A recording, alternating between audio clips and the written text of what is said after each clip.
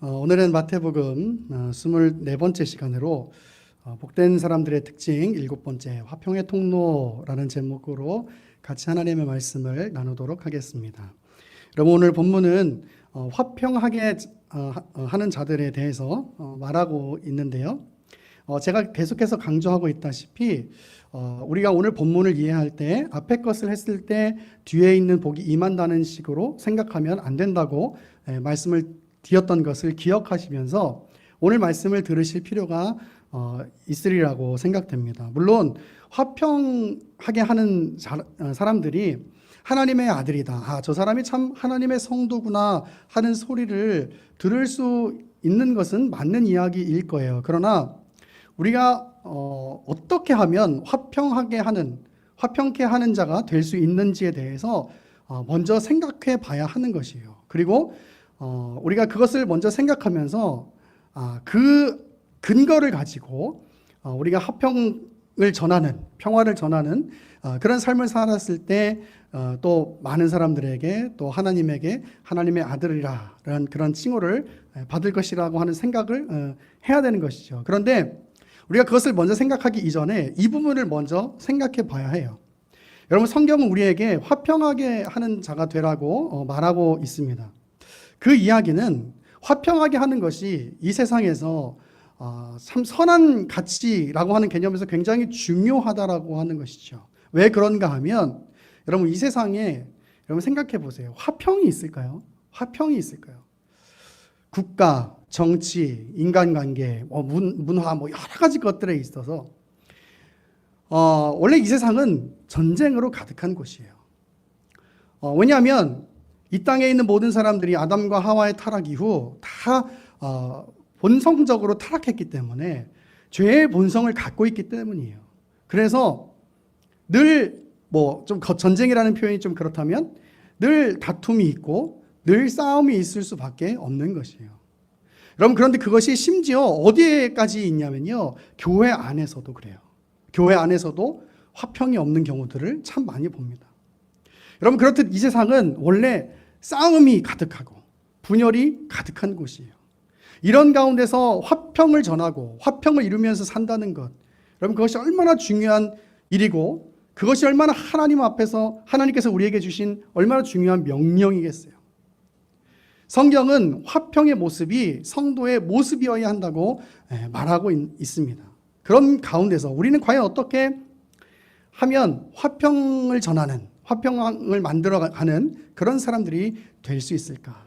결론부터 말하면 바로 예수 그리스도를 기억할 때 우리는 화평을 전할 수 있는 자가 되는 것입니다. 여러분, 제가 계속해서 팔복에 대해서 설교하고 있는데요. 여러분, 기억하실지 모르겠지만 그 중심에 예수 그리스도가 있다는 사실을 여러분 꼭 기억하셔야 돼요. 마음의 가난함, 의에 줄이고 목마른 것, 긍휼의 마음, 이 여러 가지 것들에 다 뭐가 있냐면 예수 그리스도가 있어요. 예수 그리스도의 희생, 예수 그리스도의 사랑, 그것이 다 그 중심에 있는 것이에요.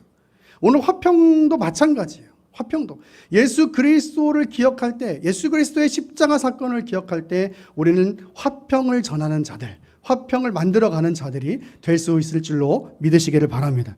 여러분, 이 문제를 우리가 살펴볼 때 먼저 구약에서부터 한번 살펴보았으면 좋겠어요. 여러분, 우리 성경 한번 같이 찾아볼게요.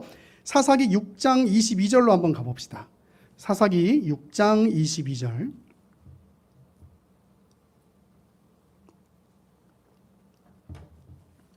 사사기 6장 22절이에요. 자, 제가 사사기 6장 22절부터 24절까지 읽어보겠습니다. 기드온이 그가 여호와의 사자인 줄을 알고 이르되 슬프도소이다 주 여호와여 내가 여호와의 사자를 대면하여 보았나이다 하니 여호와께서 그에게 이르시되 너는 안심하라 두려워하지 말라 죽지 아니하리라 하시니라. 기드온이 여호와를 위하여 거기서 제단을 쌓고 그것을 여호와 살롬이라 하였더라. 그것이 오늘까지 아비에셀 사람에게 속한 오브라에 있더라. 아멘. 여러분, 사사기 6장에는요 하나님께서 기드온을 사사로, 그러니까 이스라엘의 영적 지도자로, 구원자로 부르시는 장면이 나와요. 우리가 성경을 보면 하나님께서 기드온을 사사로 부르실 때 기드온은 여호와의 사자와 대화를 나누는 것을 볼 수가 있습니다. 우리 그 앞에 사사기 6장 12절에 보면요, 이런 기사가 있죠. 여호와의 사자가 기드온에게 나타나 이르되 큰 용사여 여호와께서 너와 함께 계시도다 하매라고 기록되어 있습니다. 이렇게 시작해서 하나님은 기드온을 통해서 이스라엘을 구원하실 것에 대해서 말씀을 하십니다. 그리고 우리가 조금 전에 읽은 그 본문은 기드온과 여호와의 사자가 대화를 나누는 장면의 끝부분이에요. 기드온은 놀랐습니다. 왜냐하면 자신과 대화를 나눈 분이 하나님의 사자인 것을 알았기 때문이에요. 그래서 뭐라고 생각했냐면 이제 나는 죽을 수밖에 없구나. 나 이제 죽게 되었구나. 그렇게 생각했던 거예요. 근데 그때 하나님께서 기드온에게 뭐라고 말씀하시냐면 너는 죽지 않을 거야 라고 말씀하십니다. 여러분, 제가 많이 설명을 드렸다시피 거룩한 하나님 앞에서 거룩하지 못한 인간이 앞에 보여지면 그 인간은 어떻게 되는 거예요? 죽게 되는 거예요. 그래서 당연히 구약의 사람들이 하나님을 본다는 것은 어떤 일이었냐면 두려운 일이었어요. 왜? 하나님을 보면 죽는 것이라고 생각했거든요. 그러니까 기드온도 그렇게 생각했던 거예요. 자기가 하나님을 보았다는 것을 알았을 때 이제 나는 죽겠구나. 그렇게 생각했던 거예요. 그런데 하나님이 기드온에게 뭐라고 말씀해 주시냐면 넌 죽지 않을 거야 라고 말씀해 주시는 거예요. 그리고 그 말을 기드온이 어떤 행동을 하냐면 하나님께 제단을 쌓고 그 제단의 이름을 여러분 뭐라고 불러요? 여호와 샬롬이라고 불러요. 여호와 샬롬. 여러분, 샬롬 어떤 뜻인지 아시죠? 샬롬 뭐예요? 평화, 화평 이런 뜻이잖아요. 그렇죠? 여호와 샬롬, 평화 이런 뜻이에요. 여러분 잘 보세요. 왜 오늘 이 기드온이요, 이 시점에서 하나님 앞에 제단을 쌓고 그 이름을 하나님 평화, 하나님 화평 이런 이름으로 지었을까? 여러분 보세요. 기드온은 자신이 하나님을 보았기 때문에 이제 나는 이제 죽는 것밖에 없구나. 나 이제 죽는구나라고 생각을 했어요. 그런데 하나님이 뭐라고 얘기했다 그랬어요? 넌 죽지 않을 거야 라고 말씀해 주셨어요. 죽음에서 삶을 얻은 것이에요. 죽음에서 생명을 얻은 것이에요. 여러분, 이게 우리식으로 표현하면 뭘까요? 바로 구원이에요. 구원. 여러분, 구원이 그렇잖아요. 우리는 영원한 죽음에 있을 수밖에 없는 사람들이었어요. 죄 때문에. 그런데 하나님의 사랑으로 그리스도의 성육신 십자가 사건 죽음과 부활을 통해서 우리는 새 생명을 얻게 되었다고 얘기해요. 우리 그것을 한마디로 뭐라고 얘기하냐면 구원이라고 얘기한단 말이에요. 그 구원에 대해서 기드온은 뭐라고 얘기하고 있냐면 샬롬이라고 얘기하고 있는 거예요. 즉 평화, 화평이란 단어를 쓰고 있는 것이죠. 여러분, 로마서에 가면 이런 얘기가 있어요. 하나님과 우리가 원수되었다. 그건 왜 그런가 하면 하나님 입장에서 보면 우리는 함께 할 수 없는 존재인 거예요. 왜? 죄 때문에. 근데 하나님이 기드온과 함께 하고 있는 거예요. 원수와 같은 존재와 함께 하고 있는 거예요. 적대적인 존재와 함께 하고 있는 거예요. 여러분, 그것이 어떤 개념으로 설명되고 있는 거예요? 화평으로 설명되고 있는 거예요. 화평, 평화, 여호와 샬롬. 하나님 앞에서 인간은 죽을 수밖에 없었던 거예요. 그런데 그런 관계에 있던 인간을 하나님이 살려주셨어요.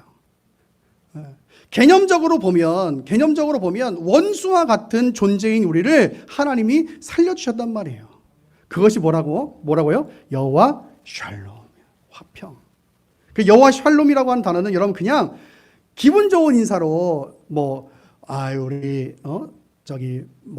배 장로님 평안하십시오 이렇게 하는 개념으로가 아니라 정말 성경적인 의미는 뭐냐면 하나님의 구원이 임했다, 이런 의미.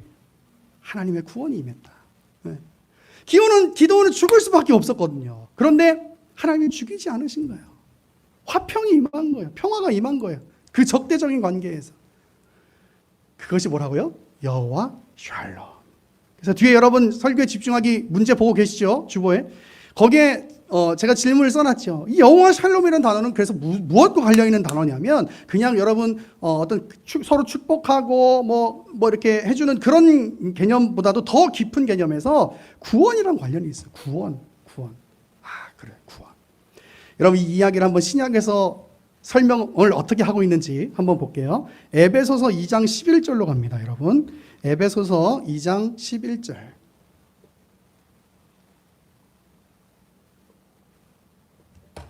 에베소서 2장 11절. 제가 읽겠습니다. 그러므로 생각하라. 너희는 그때에 육체로는 이방인이요 손으로 육체에 행한 할례를 받은 무리라. 칭하는 자들로부터 할례를 받지 않은 무리라. 칭함을 받는 자들이라. 그때에 너희는 그리스도 밖에 있었고 이스라엘 나라 밖의 사람이라. 약속의 언약들에 대하여는 외인이요 세상에서 소망이 없고 하나님도 없는 자이어더니 이제는 전에 멀리 있던 너희가 그리스도 예수 안에서, 제가 강조하고 있죠, 밖과 안에서 그리스도의 피로 가까워졌느니라. 14절 시작. 그는 우리의 화평이신지라 둘로 하나를 만드사 원수된 것 곧 중간에 막힌 담을 자기 육체로 허시고. 네, 보세요. 지금 그에게 이렇게 설명하고 있는 거예요. 보세요. 그는 우리의 화평이신지라. 뭐라고요? 화평이신지라. 아까 기도는 뭐라고 얘기했다고? 여호와 샬롬. 그죠? 화평이신지라. 둘로 하나를 만드사 원수된 우리를, 그 하나님과 우리 사이에 그 원수된 관계, 그렇게 설정되어 있는, 그래서 그 중간에 있던 그 담을 예수님께서 허셨다라고 이야기합니다. 원래 우리는 하나님의 밖에 있던 존재였는데 그 담을 쫙 헐어주셔서 십자가 사건 때 뭐가 찢어져요? 휘장이 쫙 찢어지는 거예요. 그 담을 허셔서 우리가 하나님과 자유롭게 교제할 수 있고, 하나님한테 가서 아빠 오늘 내가 너무 힘들었어요. 아빠 내 얘기 좀 들어주세요 라고 이야기할 수 있는 그런 관계가 되었다고 신약에서는 설명을 하고 있는 거예요. 그것이 뭐라고요? 여호와 샬롬. 우리가 하나님과 화평하게 된 것은 바로 예수 그리스도의 성육신 사건인 것을 우리는 너무나 잘 알고 있습니다. 우리도 하나님 앞에 서면 죽음밖에 우리를 기다리는 것이 없는 것이에요. 왜냐하면 거룩하지 못한 인간은 하나님과 같이 할 수 없기 때문인 것이죠. 그러나 우리는 예수 그리스도를 통해서 생명의 연장을 얻게 된 줄로 믿으시기를 바랍니다. 이것을 성경은 그는 우리의 화평이시라고 표현하고 있는 것입니다. 하나님과 하나님 밖에 있던 인간이 하나님과 원수의 관계로 설정되어 있던 인간이 하나님과 화평의 관계로 그렇게 그 관계가 맺어지게 된 것이 무엇을 통해서요? 바로 예수 그리스도의 십자가 사건을 통해서요. 여러분 이 감격을 다시 한번 오늘 예배 가운데 회복하게 되시기를 간절히 축원합니다. 여러분 화평할 수 없는 관계입니다. 하나님과 화평할 수 없는 관계예요. 하나님의 심판을 받아 마땅한 관계입니다. 그러나 그 관계를 예수 그리스도의 육체를 통해서, 예수 그리스도의 고난을 통해서, 예수 그리스도의 죄의 담당하심을 통해서 완전히 해결해 주시고 우리와 하나님과의 화평의 관계를 만들어 주신 그 감격, 그 구원의 기쁨, 그 구원의 은혜, 그 눈물이 회복되는 오늘 예배 시간이 될 수 있기를 간절히 축원합니다. 여러분 생각해 보세요. 우리는 그것 때문에 생명의 연장을 얻게 되었어요. 생명의 연장. 여러분 기드온의 표현으로 말하면 이것이 여호와 뭐라고요? 여호와 샬롬. 여호와 샬롬. 제가 계속 얘기하고 있죠. 기억하시라고. 화평이 없던 우리에게 화평이 얻어지게 된 것이에요. 샬롬이 없던 우리가 샬롬을 소유한 자, 샬롬을 소유한 자, 발음이 꼬이고 있어요. 샬롬을 소유한 자가 된 줄로 믿으시기를 바랍니다. 그런데 여러분 우리가 여기서 한 가지 더 생각해 볼 필요가 있는 부분이 있어요. 그것은 뭐냐면 여러분 분명히 제가 사사기를 읽으면서 여호와 샬롬에 대해서 설명을 했고 그것이 이제 신약에서는 이렇게 설명을 했습니다라고 이야기를 했는데요. 우리가 여기서 오해할 수 있는 부분들이 있어요. 그건 뭐냐면 예수 그리스도의 그 중보적인 사역, 그러니까 하나님과 인간 사이에 있는 그 일은 신약에만 있는 일이구나라고 생각할 수 있는 그런 오해점이 있어요. 근데 여러분 그렇게 생각하시면 안 돼요. 여러분 우리가 아까 봤던 사사기 6장을 한번 다시 여러분 가볼까요? 사사기 6장. 예, 그럼 사사기 6장. 제가 11절부터 볼게요. 사사기 6장 11절. 자, 보면 제가 강조하는 부분을 한번 잘 기억해서 여러분 들어보세요. 여호와의 사자가 아비에셀 사람 요아스에게 속한 오브라에 이르러 상수리 나무 아래에 앉으니라. 마침 요아스의 아들 기드온이 미디안 사람에게 알리지 아니하려 하여 밀을 포도주 틀에서 타작하더니 여호와의 사자가 기드온에게 나타나 이르되 큰 용사여 여호와께서 너와 함께 계시도다 하매 기드온이 그에게 대답하되 오나의 주여 여호와께서 우리와 함께 계시면 어찌하여 이 모든 일이 우리에게 일어났나이까. 또 우리 조상들이 일찍이 우리에게 이르기를 여호와께서 우리를 애굽에서 올라오게 하신 것이 아니냐 한 그 모든 이적이 어디 있나이까. 이제 여호와께서 우리를 버리사 미디안의 손에 우리를 넘겨주셨나이다 하니 여호와께서 여러분 제가 좀 아까 두 개 뭘 강조했어? 여호와의 사자가, 그리고 여기는 여호와께서 그를 향하여 이르시되 너는 가서 이 너의 힘으로 이스라엘을 미디안의 손에서 구원하라. 내가 너를 보낸 것이 아니냐 하시니라. 그러나 기드온이 그에게 대답하되 오 주여 내가 무엇으로 이스라엘을 구원하리이까. 보소서 나의 집은 므낫세 중에 극히 약하고 나는 내 아버지 집에서 가장 작은 자니이다 하니 여호와께서, 여긴 또 여호와께서가 나와요. 여호와께서 그에게 이르시되 내가 반드시 너와 함께 하리니 내가 미디안 사람 치기를 한 사람을 치듯 하리라 하시니라. 기드온이 그에게 대답하되 만일 내가 주께 은혜를 얻었사오면 나와 말씀하신 이가 주 되시는 표징을 내게 보이소서. 내가 예물을 가지고 다시 주께로 와서 그것을 주 앞에서 드리기까지 이곳을 떠나지 마시기를 원하나이다 하니 그가 이르되 내가 너의 돌아오기까지 머무르리라 하니라. 기드온이 가서 염소 새끼 하나를 준비하고 가루 한 에바로 무교병을 만들고 고기를 소쿠리에 담고 우유를 양푼에 담아 상수리 나무 아래 그에게로 가져다가 드리매 하나님의 사자가, 여기 또 하나님의 사자가 나오죠. 그에게 이르되 고기와 무교병을 가져다가 이 바위 위에 놓고 국을 부으라 하니 기드온이 그대로 하니라. 여호와의 사자가 손에 잡은 지팡이 끝을 내밀어 그 고기와 무교병에 대니 불이 바위에서 나와 고기와 무교병을 살랐고 여호와의 사자는 떠나서 보이지 아니한지라. 기드온이 그가 여호와의 사자인 줄을 알고 이르되 슬프도소이다. 주 여호와여 내가 여호와의 사자를 대면하여 보았나이다 하니 여호와께서 그에게 이르시되 너는 안심하라 두려워하지 말라 죽지 아니하니라 하시니라. 여러분 여기 제가 지금 뭘 강조하고 있냐면 여호와와 여호와의 사자가 함께 등장하는 것을 우리는 이 본문을 통해서 볼 수가 있어요. 여기 여호와는 우리가 이야기하는 성부 하나님이시라면 여기 여호와의 사자는 누굴까요? 여호와의 사자는 누굴까요? 바로 구약에 함께 계시는 예수 그리스도인 것이죠. 그러니까 지금 그 기드온과 하나님 사이에 예수 그리스도가 계신 것이에요. 신약에만 우리와 성도와 하나님 사이에 예수 그리스도가 계신 것이 아니고 구약에도 하나님과 성도 사이에, 그의 백성들 사이에 예수 그리스도가 계신 것이에요.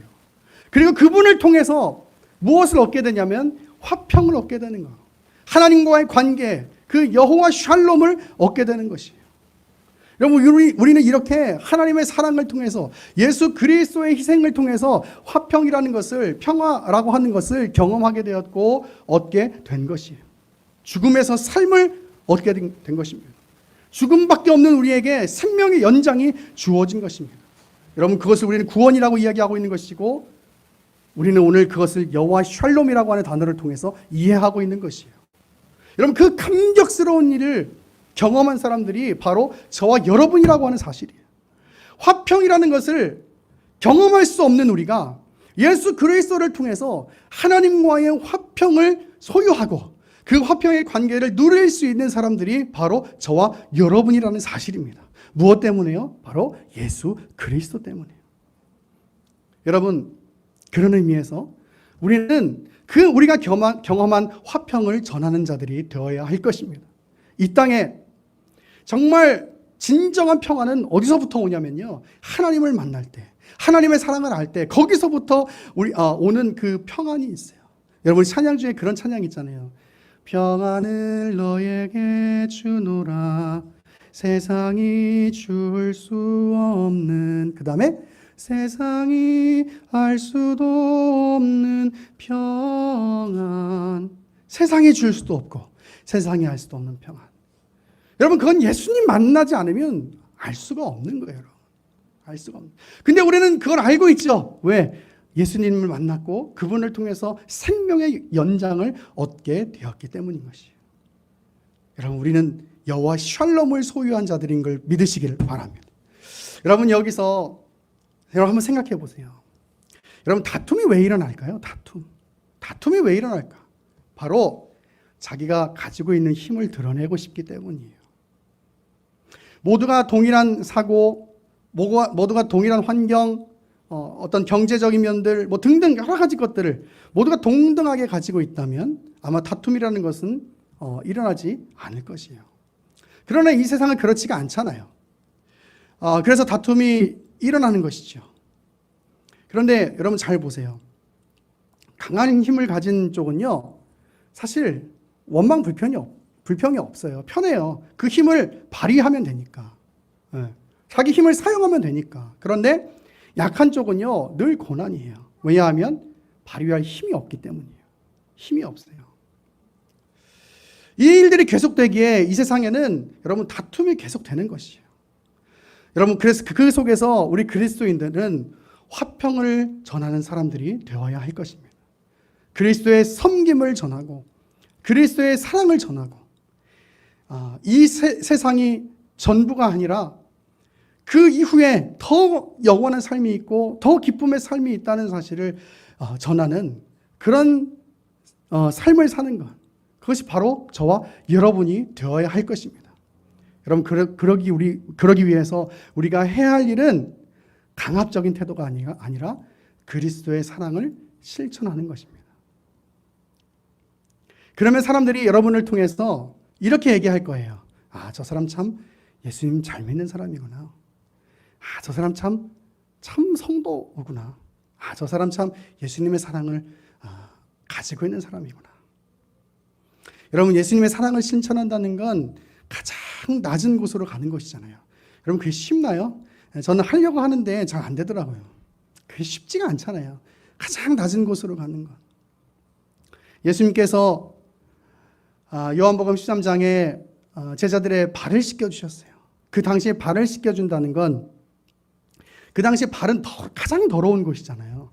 발을 씻겨준다는 건 내가 종이야. 내가 너희들보다 비천한 신분이야. 마치 이런 걸 얘기하는 것과 같은 것이거든요. 근데 예수님께서 제자들의 발을 씻겨주시면서 제자들에게 그 예수님의 사랑을, 섬김을 보여주신 것이에요. 여러분, 사실 우린 그렇잖아요. 시키는 게 익숙하지 내가 섬기는 게 익숙하진 않잖아요. 시키는 건 편하지만 내가 섬기는 건 힘들고 귀찮잖아요. 모두가 다 그렇잖아요. 제가 얘기했잖아요. 힘을 발휘하면 쉽다니까요. 편하다니까요. 근데 발휘할 힘이 없는 사람은요, 힘들고 어려운 거예요.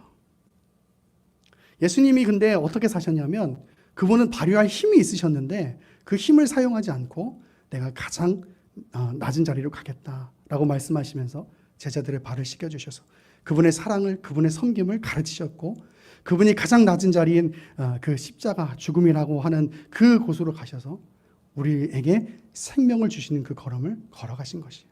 여러분, 그 사랑을 실천하자는 것입니다.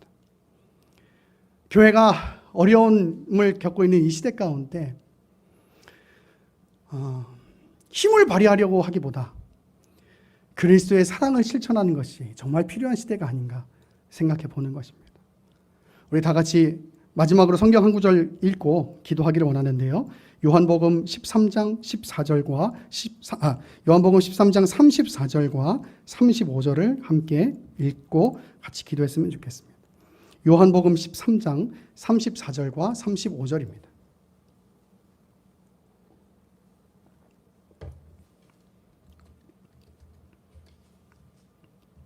요한복음 13장 34절과 35절 우리 다 같이 함께 읽겠습니다. 시작. 새 계명을 너희에게 주노니 서로 사랑하라. 내가 너희를 사랑한 것 같이 너희도 서로 사랑하라. 너희가 서로 사랑하면 이로써 모든 사람이 너희가 내 제자인 줄 알리라. 아멘. 같이 기도하겠습니다.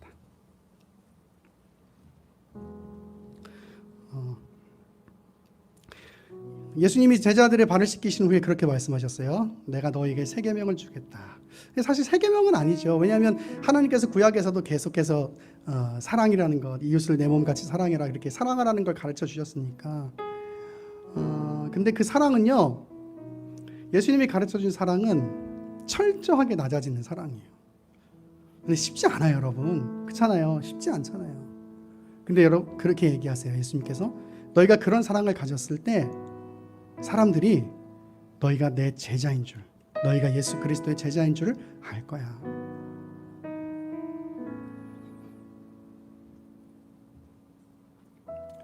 여러분, 교회를 다니면서요, 교회 다니는 기쁨이 없다면 그럼 그 기쁨이 다른 사람들에게 전해질까요? 여러분, 교회를 다니면서 그 예수 그리스도를 만난 감격이 없다면 여러분 그것이 다른 사람에게 전해지겠어요? 그럴 수가 없죠. 여러분, 그렇잖아요. 나도 그렇게 심장이 막 요동치지 않는데.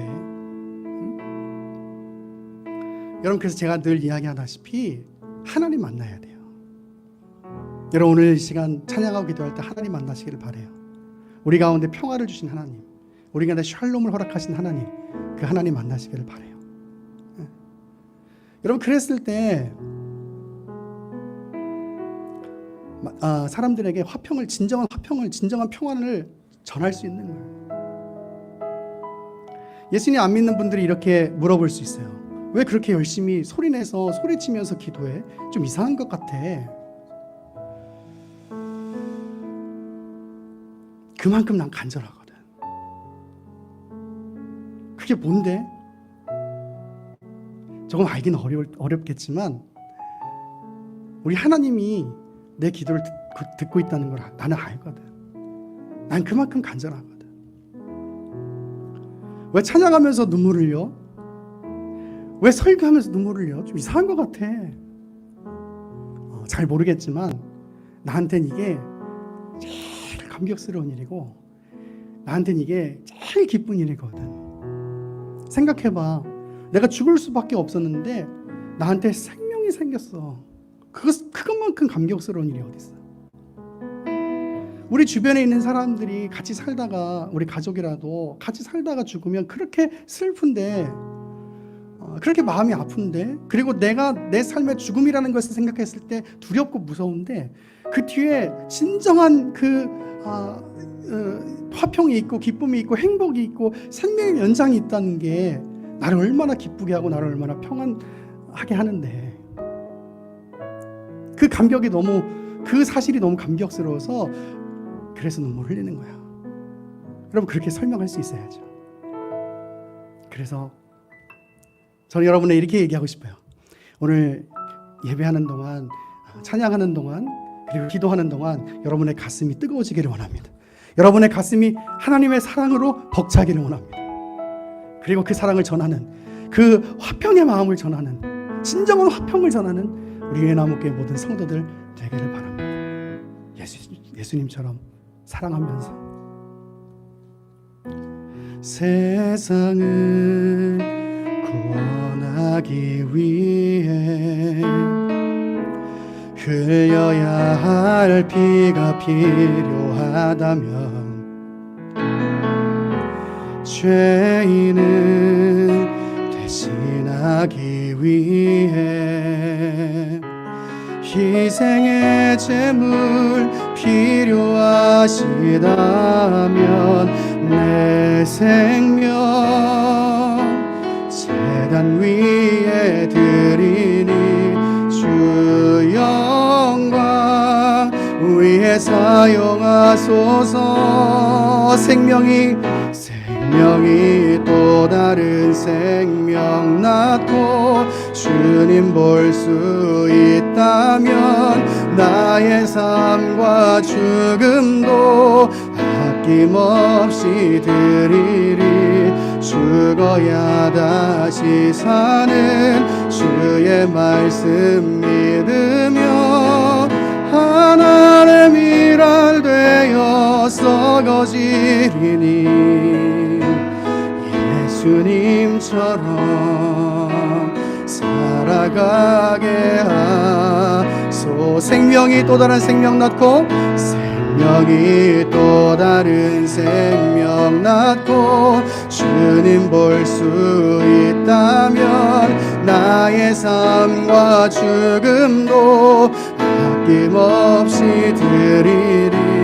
죽어야 다시 사는 주의 말씀 믿으며 하나님 일할 되어 썩어지리니 예수님처럼 살아가게 하소서.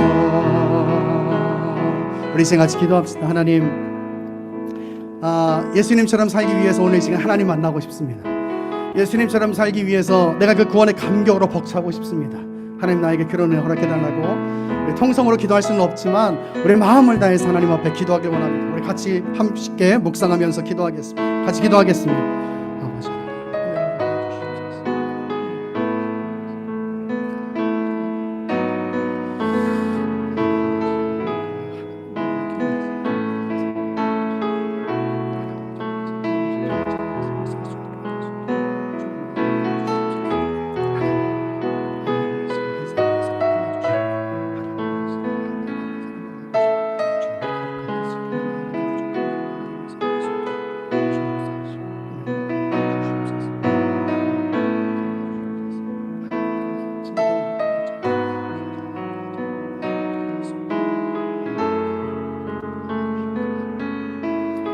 찬양합시다. 생명이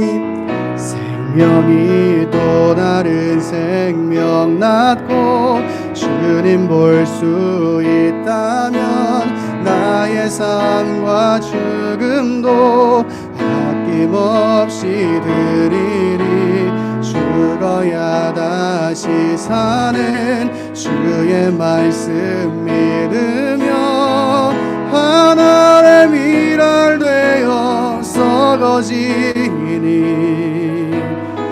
예수님처럼 살아가게 하소서. 예수님처럼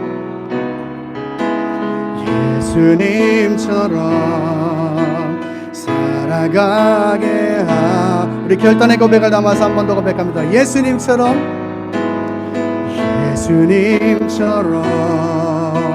살아가게 하소서. 우리 말씀 주신 하나님 앞에 영광 박수 올려드립시다. 네, 주님을 찬양합니다. 네.